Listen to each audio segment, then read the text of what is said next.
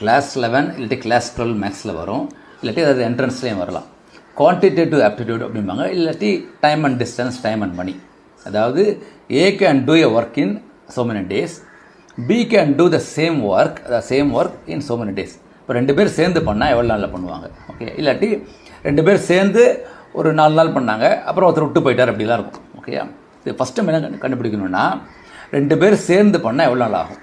ஓகேயா, இப்போ ஏ வந்து 10 days எடுக்கணும்னா இப்போ ஒரு நாளில் எவ்வளோ பண்ணுவார் அவர்?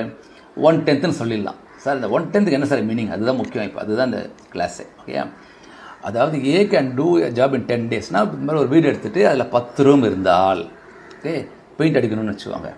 அப்போ he will take 10 daysனால் ஒரு நாளைக்கு ஒரு ரூம் அடிப்பார் அர்த்தம் பெயிண்ட்டு. அதாவது he will take 10 daysனால் இப்போ ஒரு நாளைக்கு ஒரு ரூம்னா இப்போ 1/10 எடுப்பார். அதே மாதிரி B will take 15 daysனால் அதே வீடு 15